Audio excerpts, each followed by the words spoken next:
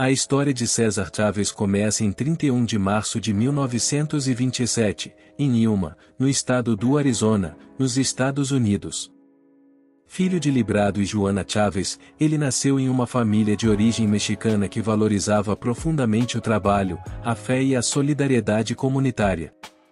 A vida rural e o espírito coletivo de sua família forneceram a base de muitos dos princípios que viriam a guiar sua atuação futura como líder social. Os Chávez possuíam uma pequena propriedade no Arizona, onde cultivavam e criavam animais para a subsistência. Embora não fossem ricos, viviam com relativa estabilidade até a Grande Depressão, quando uma combinação de crise econômica e dificuldades jurídicas os forçou a perder suas terras. Esse evento traumático marcou profundamente César, que ainda criança passou a compreender o peso da desigualdade e a fragilidade dos direitos de pequenos proprietários diante de um sistema legal desfavorável. Após a perda das terras, a família Chávez foi obrigada a se tornar migrante, deslocando-se para a Califórnia em busca de trabalho nos campos agrícolas. Essa transição abrupta, de pequenos proprietários a trabalhadores rurais itinerantes, se introduziu César ao mundo do trabalho exaustivo, da exploração e da instabilidade. A experiência de viver em acampamentos de imigrantes, sujeitos a más condições sanitárias e habitações precárias, contribuiu para a sua percepção precoce das injustiças sociais. Durante a infância, César frequentou diversas escolas públicas, mas sua educação foi frequentemente interrompida devido à necessidade de acompanhar a família nas colheitas sazonais. Estima-se que tenha frequentado mais de 30 escolas diferentes. Essa descontinuidade escolar comprometeu sua formação acadêmica tradicional, mas proporcionou um outro tipo de aprendizado, o da observação crítica das desigualdades vividas por comunidades latinas no interior dos Estados Unidos. Além das barreiras linguísticas, César falava espanhol em casa e foi forçado a se comunicar apenas em inglês nas escolas. Ele enfrentou discriminação racial e bullying por parte de colegas e professores. Isso não apenas o isolava, como também o fazia questionar o sistema educacional e a forma como ele marginalizava crianças de origem latina. O ambiente escolar se tornava mais um reflexo das estruturas de exclusão que permeavam a sociedade americana da época. Mesmo diante desses desafios, a família Chávez mantinha uma forte vida espiritual e comunitária. A religiosidade católica, cultivada principalmente pela mãe, Joana, teve papel fundamental na formação moral de César. Sua mãe também influenciou sua visão sobre o pacifismo e o valor da dignidade humana, ensinando-lhe a importância de resolver conflitos sem violência e de sempre defender os que estavam em posição mais vulnerável. Outro aspecto formativo foi a convivência constante com trabalhadores agrícolas de diferentes origens, sobretudo mexicanos e filipinos. Mesmo sem compreender ainda os mecanismos sociais e econômicos por trás da exploração que testemunhava, César observava a dureza do trabalho nos campos e a ausência de direitos básicos para os trabalhadores. Desde cedo, ele percebia que existia uma clara linha divisória entre aqueles que produziam a riqueza e aqueles que a acumulavam. A juventude de Chávez também foi marcada por uma ausência relativa de lideranças que representassem os interesses dos trabalhadores migrantes. A invisibilidade dessas populações diante das instituições públicas o incomodava. Essa falta de representação, sentida por sua família e pelas comunidades à sua volta, mais tarde se tornaria um dos motores de sua atuação política. Embora tímido e introspectivo durante a infância, César demonstrava desde cedo uma sensibilidade social incomum. Sua empatia não era fruto de leituras ou teorias políticas, mas de uma convivência direta com o sofrimento, o abandono e a resistência silenciosa dos trabalhadores rurais. Essa base emocional e experiencial moldou sua visão de mundo antes mesmo que ele tivesse acesso a uma formação política estruturada. Na adolescência, César Chávez mergulhou de forma mais direta no cotidiano árduo e exaustivo dos trabalhadores agrícolas nos Estados Unidos. Após os deslocamentos da infância, a necessidade de contribuir com a renda familiar tornou-se inadiável. Aos 15 anos, ele deixou definitivamente os estudos formais e passou a se dedicar integralmente ao trabalho nos campos da Califórnia. A partir desse momento, sua relação com a terra passou a ser marcada por uma consciência cada vez mais crítica sobre a exploração sistêmica a que ele e seus colegas estavam submetidos. O trabalho agrícola nos Estados Unidos durante a primeira metade do século XX era brutal.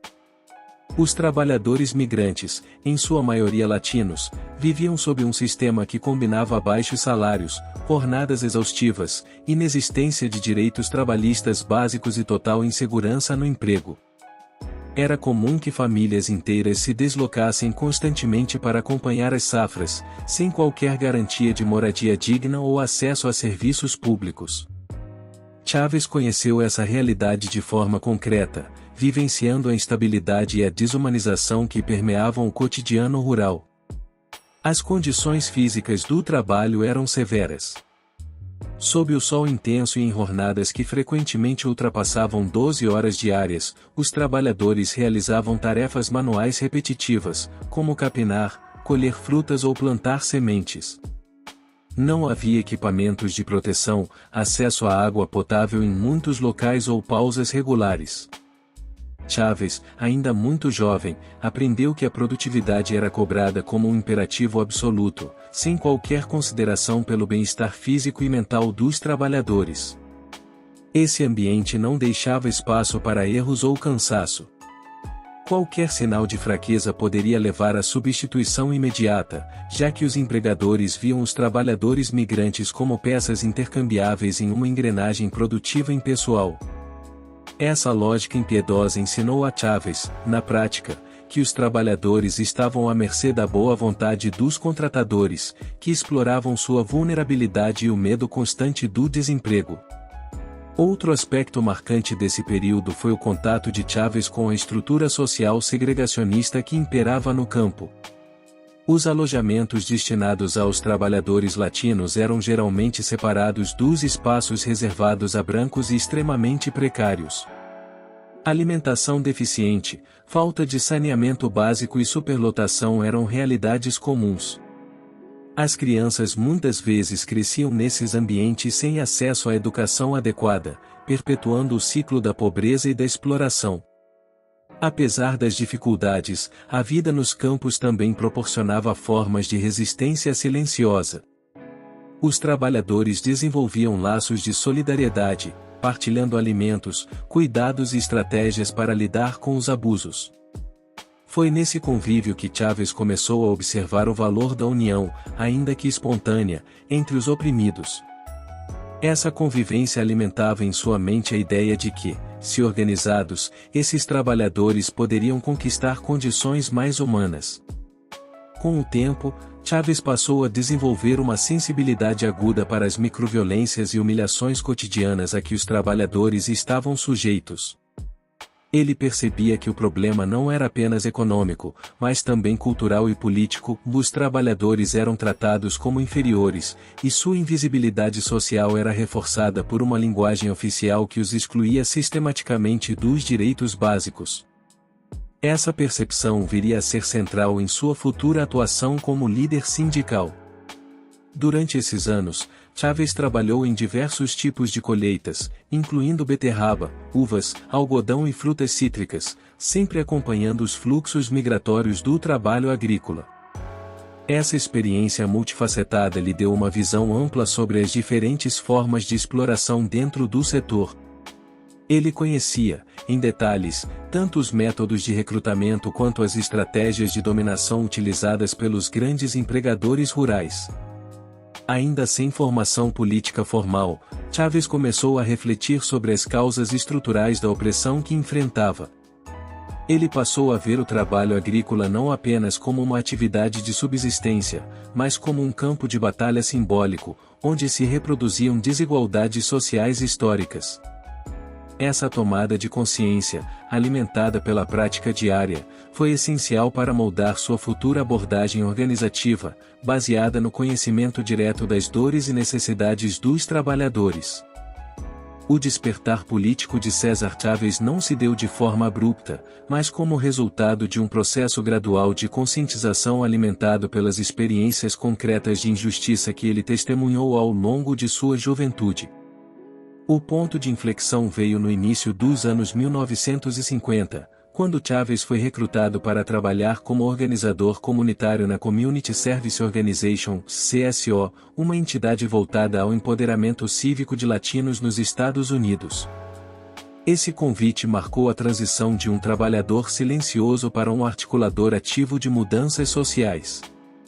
A CSO atuava principalmente nas áreas urbanas da Califórnia, promovendo campanhas de registro de eleitores, assistência jurídica, educação comunitária e enfrentamento do racismo institucional.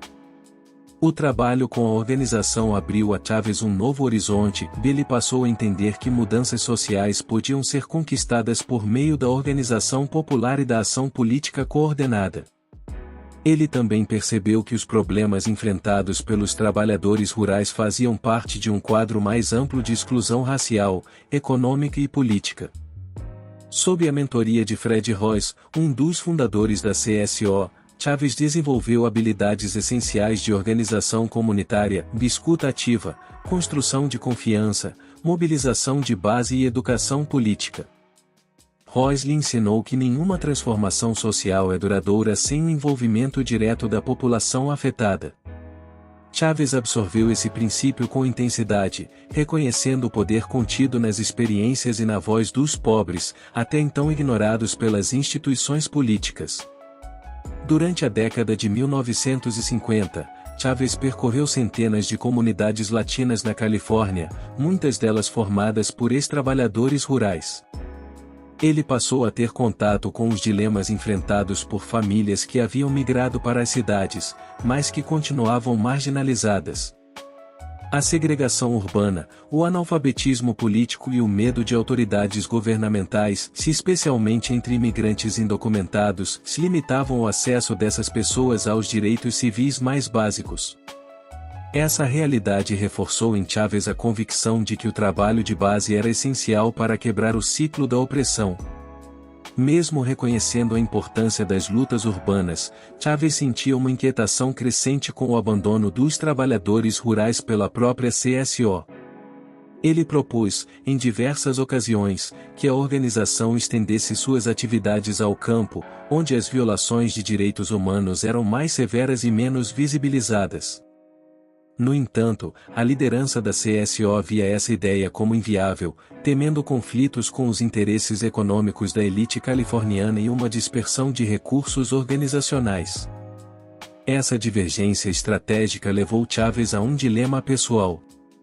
De um lado, ele valorizava profundamente o trabalho realizado na CSO e reconhecia seu impacto. De outro, sentia-se cada vez mais responsável por dar voz àqueles que permaneciam nas plantações, invisíveis aos olhos da sociedade e das instituições. A frustração com os limites da organização fortaleceu sua determinação em criar uma estrutura voltada exclusivamente para os trabalhadores agrícolas. Paralelamente ao trabalho na CSO, Chávez mergulhou em leituras que o ajudaram a estruturar sua compreensão política. Autodidata, ele estudou pensadores como Gandhi, cujas ideias de resistência pacífica lhe pareceram especialmente compatíveis com os valores morais que aprenderá com sua mãe. Também leu sobre os movimentos sindicalistas e os direitos civis nos Estados Unidos, criando uma base teórica que complementava sua rica vivência prática. Durante esse período, Chávez também começou a formar uma rede de apoiadores e colaboradores que viriam a desempenhar papéis centrais em sua futura organização. Entre eles estava Dolores Huerta, uma professora e ativista incansável que compartilhava de sua visão e compromisso com os trabalhadores rurais. A parceria entre ambos seria um dos pilares do movimento que viria a transformar o panorama político e trabalhista do país. O início da militância de César Chávez, portanto, não foi um ato isolado de rebeldia, mas o resultado de um processo profundamente enraizado em sua experiência vivida, aliado a um aprendizado político contínuo. Sua entrada na CSO foi o ponto de partida para o desenvolvimento de suas habilidades como organizador e para a maturação de sua consciência social, mas também revelou as limitações de estruturas convencionais que hesitavam em enfrentar as causas mais profundas da desigualdade. Ao deixar a Community Service Organization, CSO, ou no início da década de 1960, César Chaves deu início ao capítulo mais decisivo de sua trajetória, da fundação de um movimento sindical voltado exclusivamente aos trabalhadores rurais. Embora essa decisão significasse renunciar a um salário estável e à segurança institucional, Chaves estava convicto de que apenas uma organização construída desde a base, com e para os trabalhadores do campo, poderia promover transformações reais e duradouras. Essa convicção seria materializada na criação da National Farm Workers Association, NFWA, em 1962. A fundação da NFWA não foi um ato repentino, mas o resultado de um planejamento meticuloso e de um intenso trabalho de campo. Chaves, acompanhado por sua esposa Ellen e seus filhos, mudou-se para Delano, uma cidade no interior da Califórnia cercada por plantações. Ali, começou o trabalho de base, visitando casas, organizando pequenas reuniões e escutando as queixas e aspirações dos trabalhadores rurais. A escolha de começar de forma modesta foi deliberada, ele sabia que o sucesso de qualquer movimento dependeria da confiança das pessoas mais diretamente afetadas. Desde o início, a NFWA se distinguiu por seu caráter comunitário. Mais do que um sindicato tradicional, ela foi concebida como uma organização de solidariedade. Chaves insistia na importância de construir uma identidade coletiva forte, baseada na dignidade do trabalho agrícola e na valorização da cultura latina. O símbolo da águia preta estilizada, adotado como emblema da NFWA, expressava exatamente isso: força, orgulho e unidade. O lema se pode. Sim, é possível. Tornou-se o grito de afirmação de uma classe há muito silenciada. A estrutura inicial da NFWA era simples, mas funcional. Os membros pagavam uma contribuição simbólica mensal e participavam de assembleias para discutir estratégias e decisões. Essa dinâmica horizontal, em que cada trabalhador tinha voz, representava uma ruptura com as formas tradicionais de liderança sindical, muitas vezes centralizadas e burocratizadas. Chaves acreditava que a democratização do processo organizativo era fundamental para garantir o engajamento contínuo da base. Um dos desafios enfrentados pela jovem organização era a falta de recursos financeiros. Sem patrocínio externo, Chaves e sua equipe precisavam recorrer à criatividade para manter a NFWA ativa. A venda de produtos, doações comunitárias e apoio de igrejas locais ajudaram a garantir o funcionamento básico. Mais importante do que dinheiro, no entanto, era o capital social que estavam acumulando, o respeito e a adesão de trabalhadores que finalmente viam uma organização que falava sua língua e compreendia suas necessidades. A década de 1960 era um período de grande efervescência política nos Estados Unidos, marcado por movimentos por direitos civis, questionamentos ao racismo institucional e crescente mobilização popular. A NFWA soube se inserir nesse contexto, estabelecendo alianças estratégicas com outras entidades progressistas, organizações religiosas e líderes comunitários. Embora focada no campo, a associação estava plenamente consciente de que sua luta fazia parte de uma batalha mais ampla contra todas as formas de opressão e desigualdade. Um aspecto fundamental da NFWA era seu compromisso com a formação política. A organização promovia encontros educativos, onde os trabalhadores aprendiam sobre seus direitos, sobre leis trabalhistas e sobre técnicas de negociação e resistência. Chaves sabia que a ignorância legal era uma das maiores armas dos empregadores, e que o conhecimento era essencial para a emancipação. Por isso, o trabalho educativo nunca foi considerado secundário, mas parte central da estratégia sindical. Outro diferencial da NFWA foi a participação ativa das mulheres.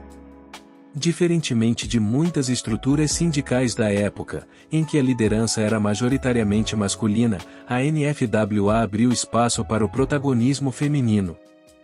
Figuras como Dolores Huerta não apenas participavam das decisões, mas também lideravam campanhas, negociavam com autoridades e organizavam ações. Essa inclusão reforçava a coesão do grupo e ampliava sua capacidade de articulação com outras redes sociais e familiares. À medida que crescia, a NFWA se tornava uma ameaça real aos interesses dos grandes produtores agrícolas. Embora ainda estivesse longe de representar a maioria dos trabalhadores rurais, sua capacidade de mobilização e a fidelidade de seus membros chamaram a atenção. Os primeiros protestos organizados pela associação, ainda que pequenos, demonstravam disciplina, persistência e uma disposição inabalável para a luta pacífica, características que logo se tornariam marcas registradas do movimento. A consolidação da National Farm Workers Association, NFWA, como uma força representativa dos trabalhadores rurais não ocorreu em isolamento. O contexto do trabalho agrícola na Califórnia era complexo, formado por comunidades diversas, e entre elas destacava-se a presença expressiva dos filipinos, que também enfrentavam condições desumanas de trabalho.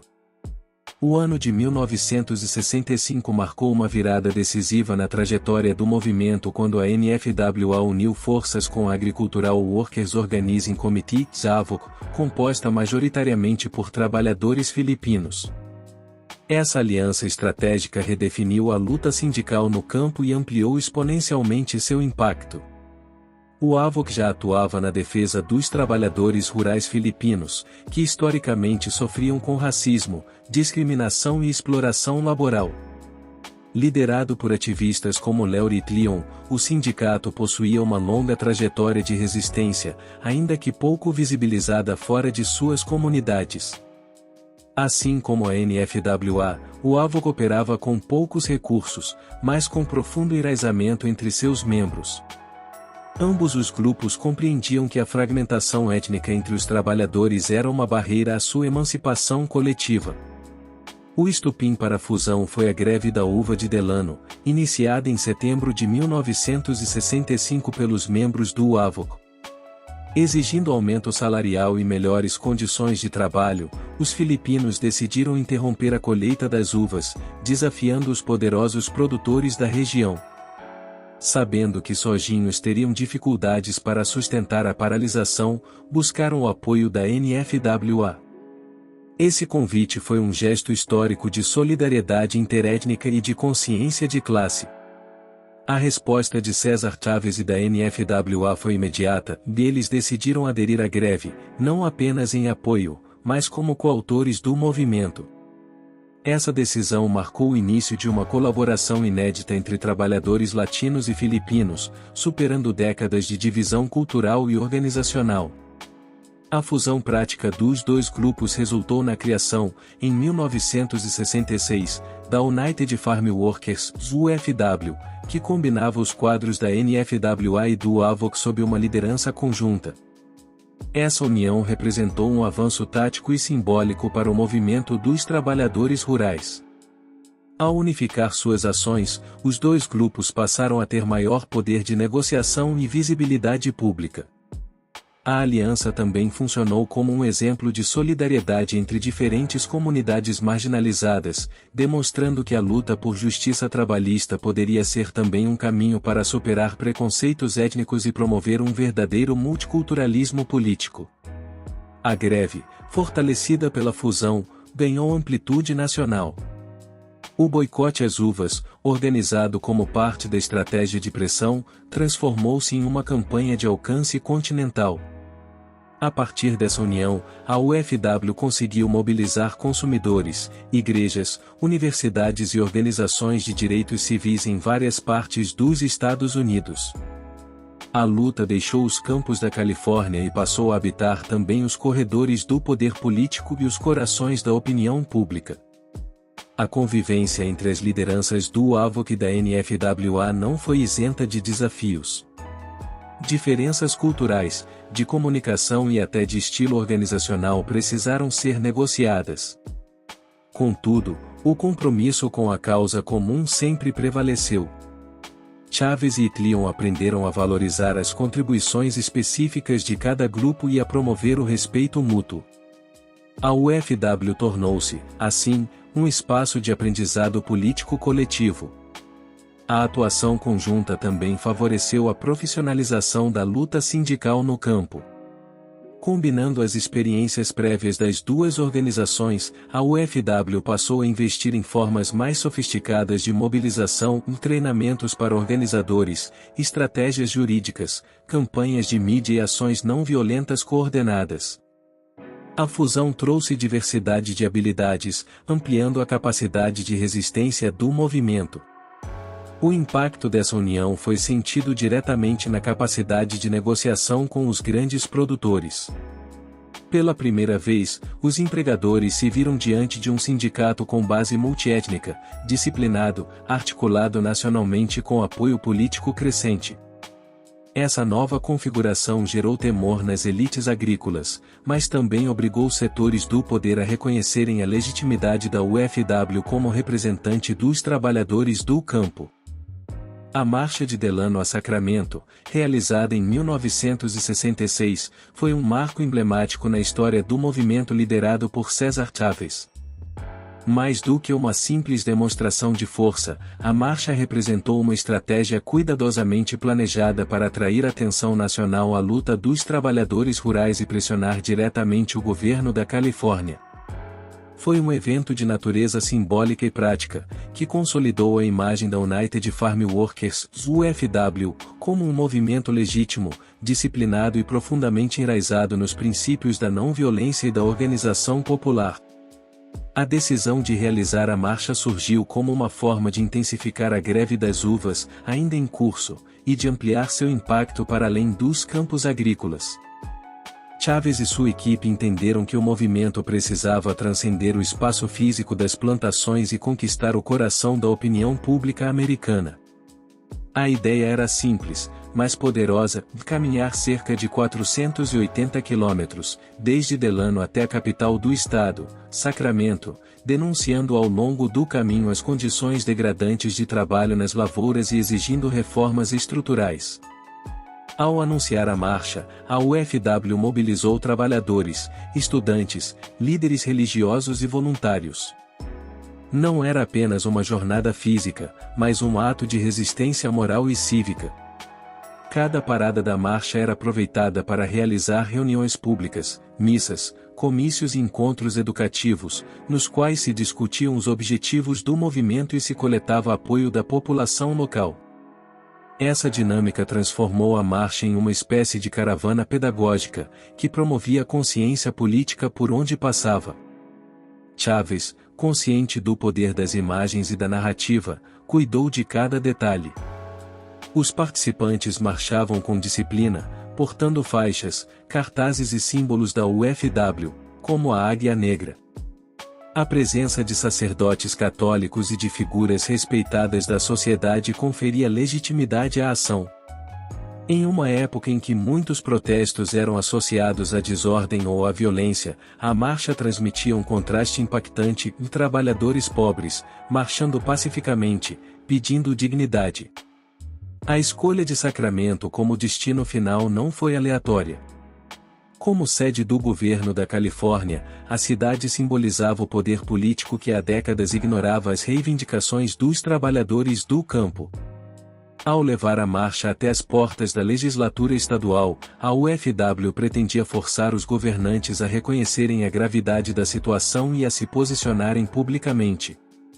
A mensagem era clara: os trabalhadores não pediam caridade, exigiam justiça. Durante os 25 dias de caminhada, a adesão ao movimento cresceu consideravelmente. Cidades por onde passavam recebiam os manifestantes com solidariedade crescente. Igrejas ofereciam abrigo e comida, sindicatos urbanos manifestavam apoio, e os meios de comunicação começaram a dar mais espaço ao movimento. A narrativa da marcha, de homens e mulheres enfrentando o sol, cansaço e dores em nome da dignidade, cativou o público e ampliou o alcance da causa. A chegada a Sacramento, em 10 de abril de 1966, foi triunfal. Cerca de 10.000 pessoas participaram do comício final, em frente ao Capitólio do Estado. Para um movimento nascido em comunidades esquecidas, essa recepção massiva representou uma vitória moral e simbólica incontestável. Chávez discursou ao lado de religiosos, ativistas e representantes de outras lutas sociais, vinculando a causa dos trabalhadores rurais a um movimento mais amplo por direitos civis e justiça social. Além de visibilidade, a marcha produziu resultados concretos. A pressão popular levou alguns produtores a reconsiderarem sua postura e negociarem com a UFW. A iniciativa também colocou a questão agrícola no centro do debate político estadual, forçando políticos a se pronunciarem sobre o tema e contribuindo para a legitimação institucional do sindicato. Embora não tenha conquistado todas as demandas de imediato, a marcha estabeleceu um novo patamar de influência para o movimento. Mais importante, talvez, foi o impacto psicológico e cultural da marcha entre os próprios trabalhadores. Ao verem sua luta reconhecida, suas vozes ouvidas e sua mobilização respeitada, muitos trabalhadores passaram a acreditar no poder da ação coletiva. O movimento deixava de ser um projeto de lideranças isoladas para se consolidar como uma força viva, nutrida pela coragem e esperança de milhares de pessoas comuns. Um dos aspectos mais singulares da trajetória de César Chávez foi a incorporação do jejum como ferramenta política. Inspirado por figuras como Mahatma Gandhi e Martin Luther King Jr., Chávez acreditava na força transformadora da resistência pacífica e da disciplina moral. Para ele, o jejum não era apenas um ato espiritual, mas um instrumento de conscientização, tanto individual quanto coletiva. Em um cenário onde a violência poderia facilmente emergir como resposta à opressão, ele optou por um caminho que combinava sacrifício pessoal com apelo ético universal. O primeiro jejum significativo de Chávez ocorreu em 1968, durante um período de tensão interna no movimento. Havia divergências entre os membros da UFW sobre a estratégia mais eficaz para lidar com os boicotes e as provocações dos empregadores. Alguns defendiam ações mais confrontadoras, enquanto Chávez temia que o movimento perdesse sua base moral caso recorresse à violência. Ele então decidiu jejuar por 25 dias, como um gesto de reafirmação dos princípios da não-violência que sempre nortearam sua liderança. Esse jejum, realizado em Delano, teve repercussões nacionais. O próprio Robert Kennedy, então senador, esteve presente ao final do período de abstinência, demonstrando apoio à causa e reconhecimento da força moral do gesto. A imagem de Chávez, frágil e debilitado, mas firme em sua convicção, emocionou muitos americanos. O jejum não apenas unificou os membros da UFW em torno da não-violência, como também atraiu a atenção da mídia e solidariedade de outras organizações de direitos civis. O jejum, para Chávez, era uma prática pedagógica. Ele acreditava que o sofrimento voluntário era capaz de tocar a consciência dos opressores e dos indecisos. Em vez de discursos agressivos, ele oferecia seu próprio corpo como prova de comprometimento com a causa. Essa forma de protesto desarmava opositores e desafiava o senso comum sobre poder e autoridade. Não se tratava de chantagem emocional, mas de uma demonstração radical de coerência entre discurso e prática. Chávez recorreu ao jejum em outras ocasiões ao longo de sua vida, sempre em momentos decisivos. Em 1972, jejuou novamente, desta vez por 24 dias, em resposta à repressão do governo da Califórnia contra o movimento sindical. Mais tarde, em 1988, aos 61 anos de idade, protagonizou um de seus jejuns mais marcantes, 36 dias de abstinência total de comida, conhecido como o Jejum pela Vida ou Fast for Life, para denunciar o uso de pesticidas tóxicos que afetavam os trabalhadores do campo e suas famílias. Esse último jejum foi especialmente simbólico porque uniu preocupações trabalhistas e ambientais. Chávez não apenas denunciava a exploração dos trabalhadores, mas também chamava a atenção para os riscos à saúde provocados por substâncias químicas amplamente utilizadas nas plantações. O jejum visava proteger vidas humanas, e não apenas das condições de trabalho degradantes, mas dos envenenamentos silenciosos causados por agrotóxicos. A partir disso, a UFW passou a incorporar a pauta ecológica em sua agenda. Ao adotar o jejum como forma de protesto, Chávez também explorava o poder da introspecção. Para ele, o processo de jejuar era uma oportunidade de purificação espiritual, de reconexão com os valores mais profundos do movimento e de fortalecimento interior. Sua prática era influenciada por crenças católicas e por uma leitura espiritualizada da política. O jejum servia como pausa estratégica, um momento de reflexão que antecedia novas etapas de luta. Críticos do método apontavam os riscos à saúde e questionavam sua eficácia em longo prazo. No entanto, mesmo aqueles que discordavam da prática não podiam ignorar seu impacto simbólico. Em um mundo marcado pela pressa, pela força e pela imposição, um líder que escolhia o silêncio e a abstinência como forma de enfrentamento desafiava todas as lógicas tradicionais de poder. O jejum era uma ruptura com o ciclo da violência e um chamado à responsabilidade ética coletiva. Além de seu efeito político imediato, os jejuns de Chávez tornaram-se legados duradouros. Eles passaram a ser lembrados como momentos de virada na trajetória do movimento, ocasiões em que a moralidade venceu a brutalidade, e a disciplina venceu o desespero. Para os jovens militantes que ingressavam na UFW, os jejuns eram lições vivas de que o compromisso com a justiça exige, às vezes, renúncia pessoal e profunda fé na transformação humana. O caminho trilhado por César Chávez e United Farm Workers, UFW, ao longo das décadas de 1970 e 1980 foi marcado por avanços significativos, mas também por uma série de obstáculos e retrocessos que colocaram à prova a resiliência do movimento. A consolidação das primeiras vitórias legais para os trabalhadores rurais representou um marco na história sindical dos Estados Unidos, ainda que acompanhada por uma constante e poderosa resistência dos grandes proprietários de terras e das corporações agrícolas.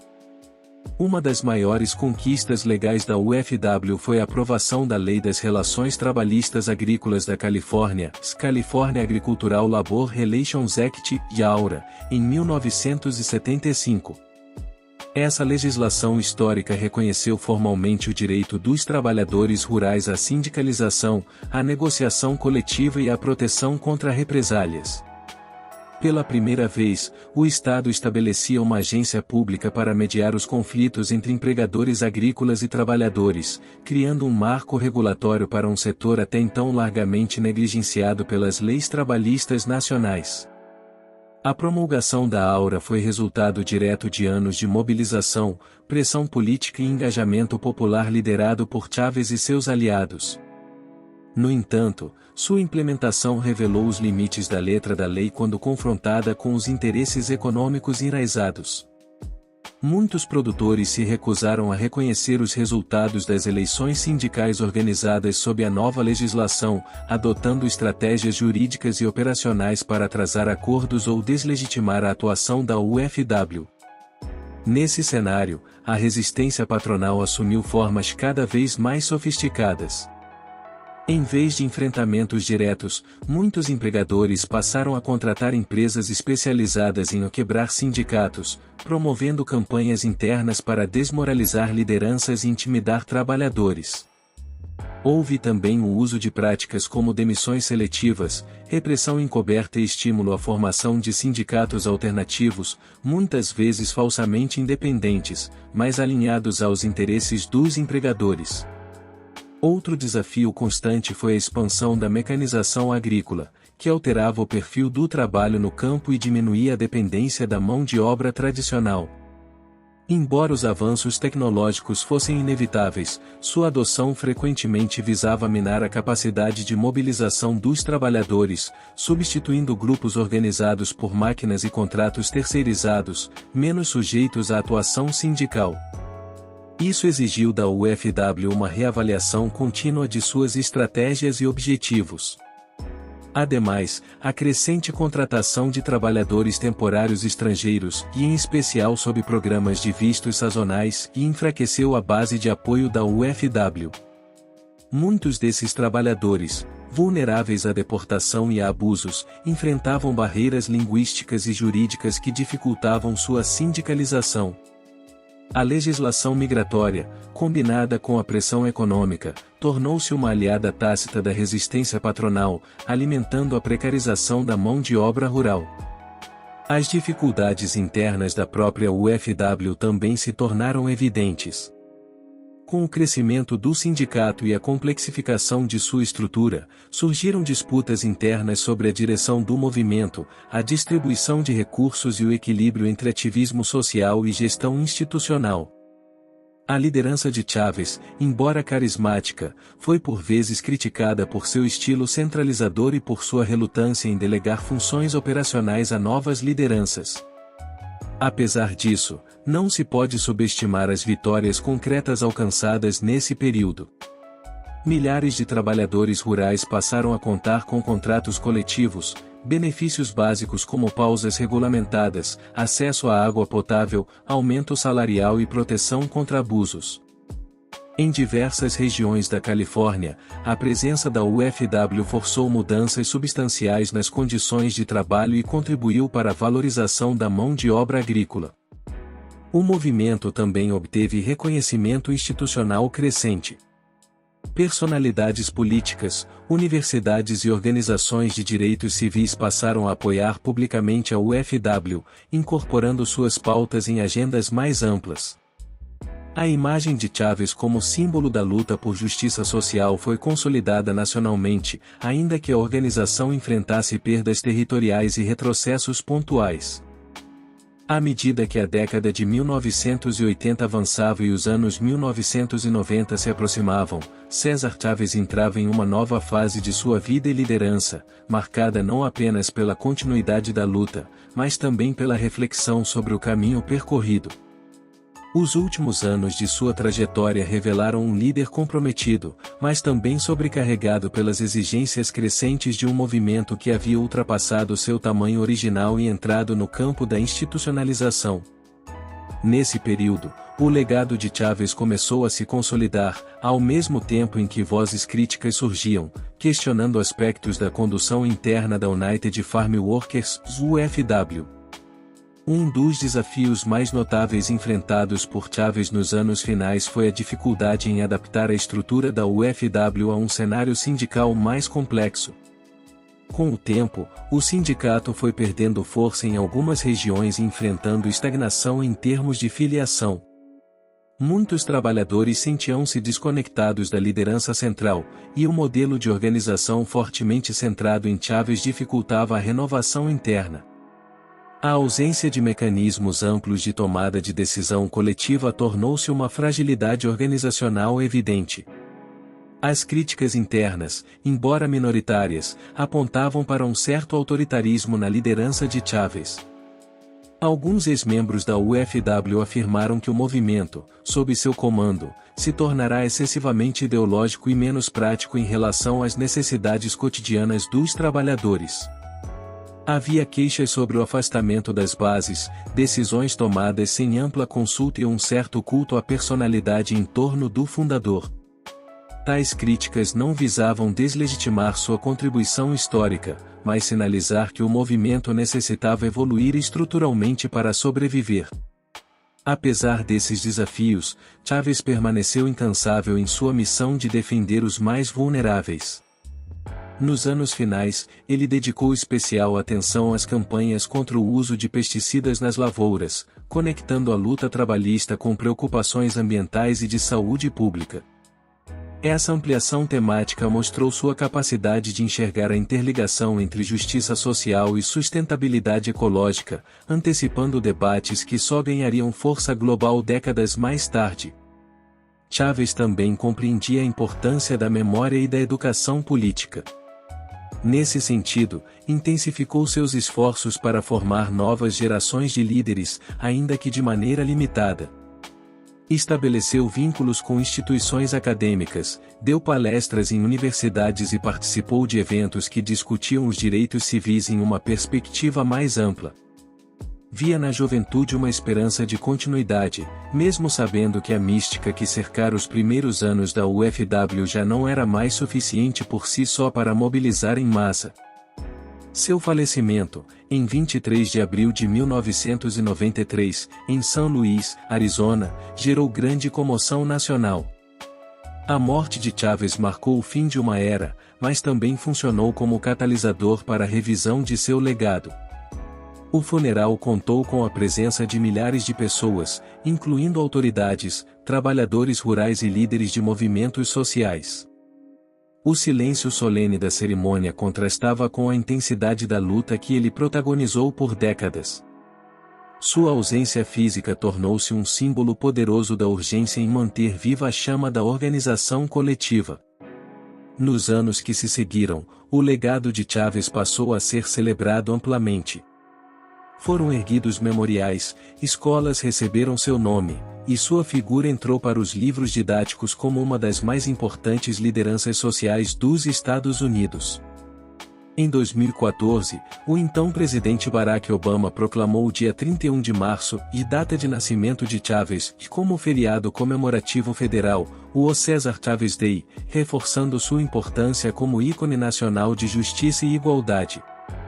Contudo, a celebração póstuma não impediu que debates legítimos sobre sua liderança continuassem. Acadêmicos, jornalistas e antigos aliados analisaram as contradições do movimento, o tensionamento entre idealismo e pragmatismo, a dificuldade em manter vitórias permanentes e os limites de uma liderança tão personalista. Essas discussões, longe de diminuírem sua importância, apenas revelam a profundidade e a complexidade de sua trajetória.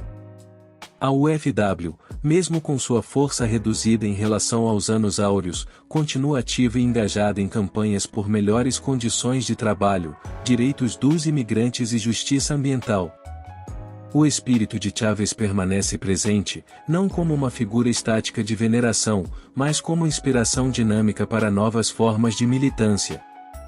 Organizações contemporâneas que atuam com trabalhadores precários e comunidades marginalizadas frequentemente citam seus métodos como base para suas ações. O legado de Cesar Chavez não se limita à memória histórica do século XX, mas segue vivo e em constante evolução no século XXI, através de múltiplas formas de ativismo, educação e representatividade. Embora sua presença física tenha sido perdida em 1993, sua influência se manifesta de maneiras sutis, mas poderosas, em várias áreas da vida social, política e cultural, especialmente entre as novas gerações de trabalhadores, ativistas e educadores. A reverência à sua figura não é apenas uma homenagem, mas uma inspiração contínua para aqueles que buscam justiça social. Uma das formas mais duradouras de sua influência está no campo da educação. Em muitas escolas, especialmente na Califórnia e em outras regiões com forte presença de trabalhadores latinos, Cesar Chavez tornou-se uma figura central no currículo de estudos sociais. O Cesar Chavez Day, celebrado em 31 de março, tem se tornado uma data significativa, não apenas para recordar sua vida e feitos, mas para ensinar as novas gerações sobre a importância da solidariedade, da luta por direitos e da resistência pacífica. A educação sobre seus feitos vai além da simples biografia, incentivando os estudantes a refletirem sobre a continuidade dessas lutas no mundo atual. No ambiente acadêmico, Chávez é estudado não só por sua importância como líder sindical, mas também como um pensador que articulou questões sociais, raciais, econômicas e ambientais.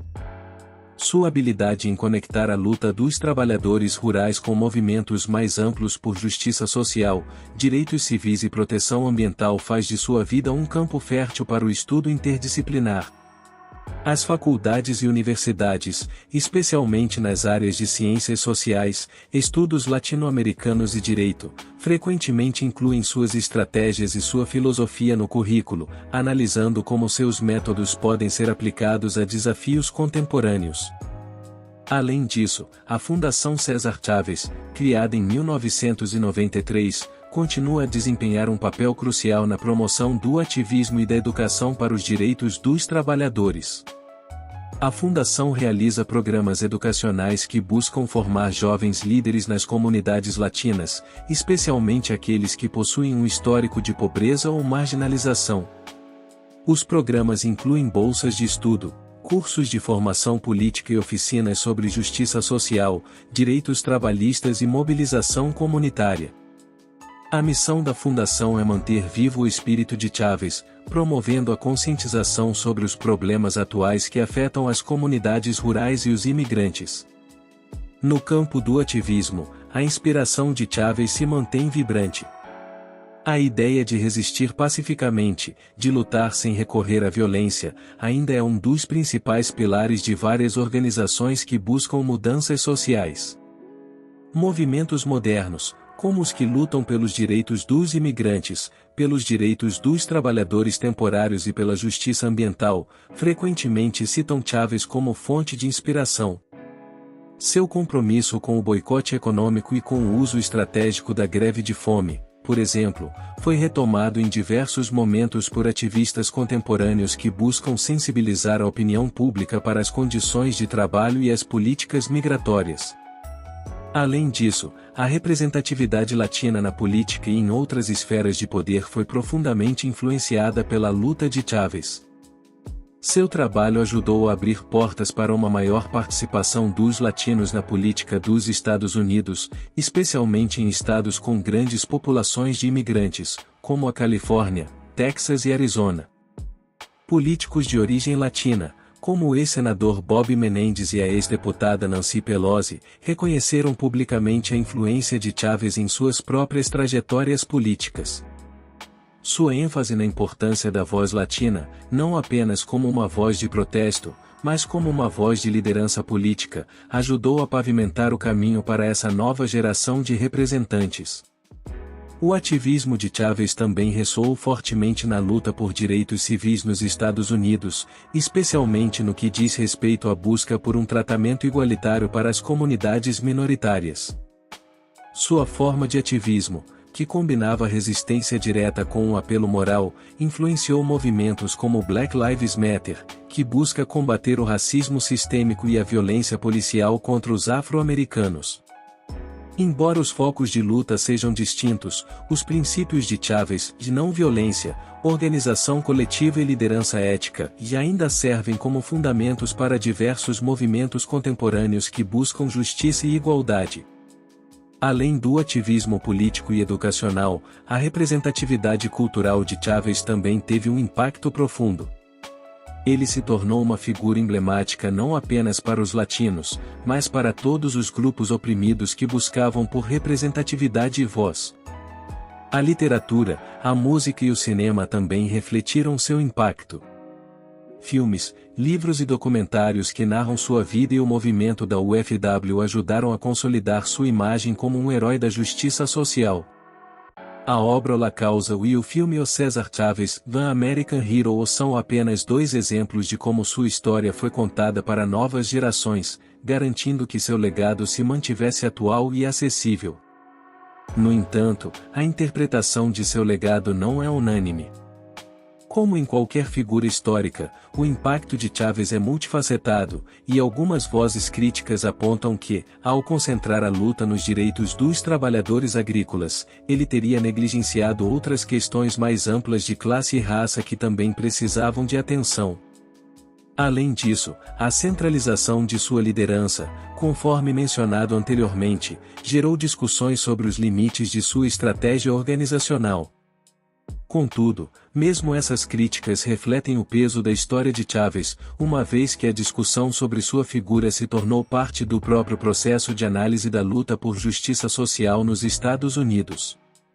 A representatividade de Chávez também transcende as fronteiras dos Estados Unidos.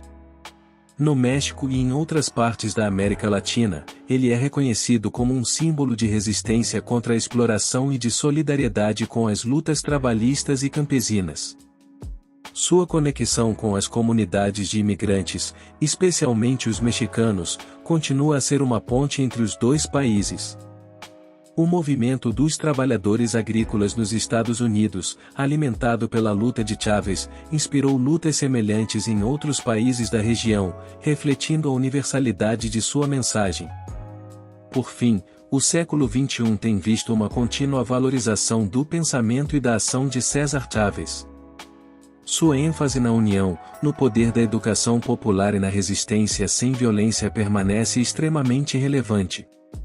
À medida que o mundo enfrenta desafios como a desigualdade social, a migração forçada e a destruição ambiental, os princípios defendidos por Chávez, do trabalho digno, a não violência e a solidariedade entre os oprimidos, seguem sendo guias para a construção de um futuro mais justo e equitativo.